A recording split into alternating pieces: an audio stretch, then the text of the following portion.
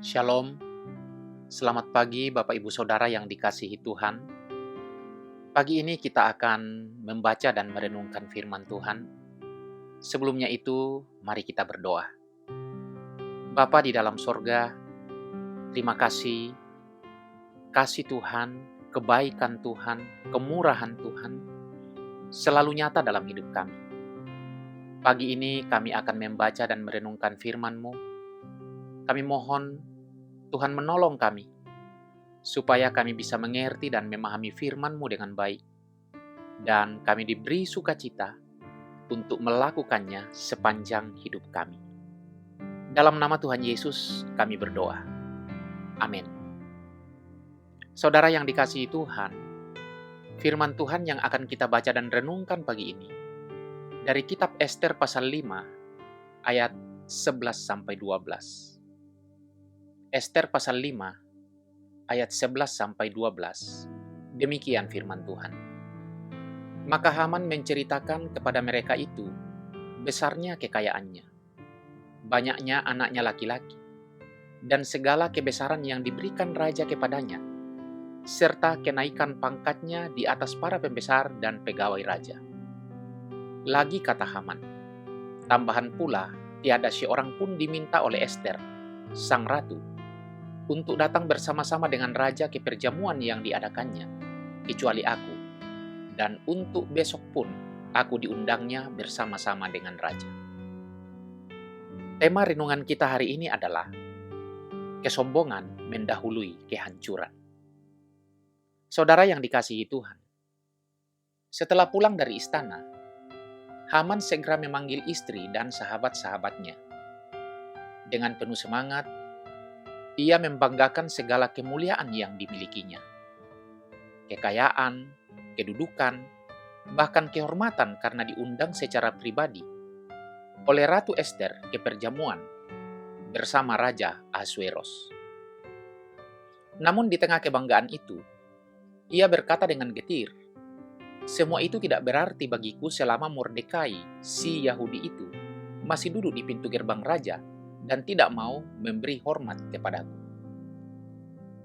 Istrinya dan para sahabatnya pun menasihatinya. "Dirikanlah tiang gantungan setinggi 50 hasta. Besok pagi mintalah kepada raja agar Mordekai digantung di sana. Lalu pergilah bersukacita ke perjamuan ratu." Usulan itu tampak begitu baik di mata Haman, dan ia segera memerintahkan untuk mendirikan tiang gantungan itu. Ia sama sekali tidak tahu bahwa malam itu juga Tuhan sedang menyiapkan jalan untuk membalikkan keadaannya. Tidak sulit bagi Allah untuk memecahkan kesombongan Haman. Haman tidak menyadari bahwa hatinya telah dikuasai oleh kesombongan. Ia membiarkan harga dirinya menjadi tuan yang menuntut pengakuan dari semua orang. Maka ketika istri dan teman-temannya menyarankan agar Mordekai digantung di tiang setinggi 50 hasta, Haman segera menyetujuinya.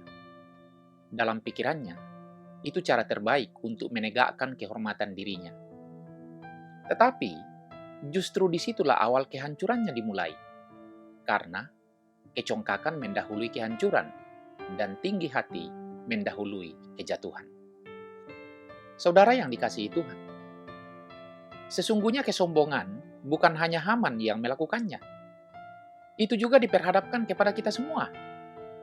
Sejak manusia pertama jatuh dalam dosa, natur lama kita selalu ingin meninggikan diri di atas orang lain dan bahkan di atas Allah. Kita senang dipuji, sulit dikoreksi, dan mudah tersinggung bila tidak dihormati. Padahal firman Tuhan berkata, Allah menentang orang yang congkak, tetapi mengasihani orang yang rendah hati.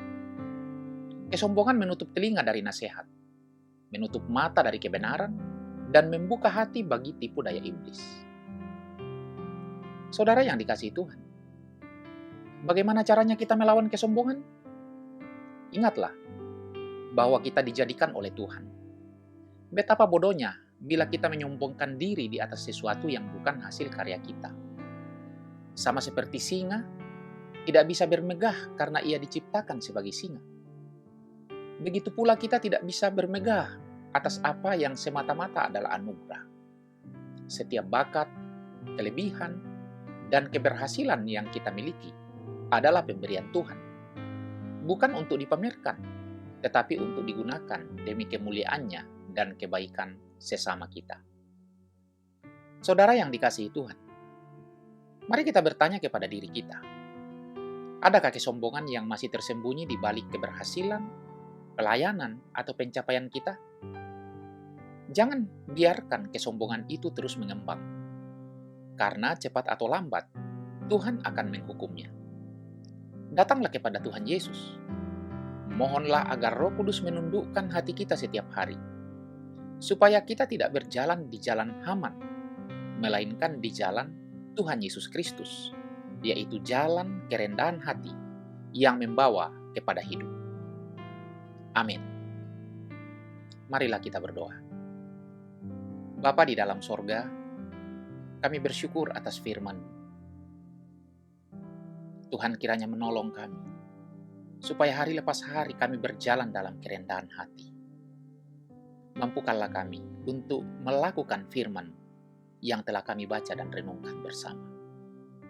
Dalam nama Tuhan Yesus, kami berdoa. Amin. Saudara yang dikasihi Tuhan, selamat beraktivitas, selamat berkarya. Tuhan memberkati kita sekalian.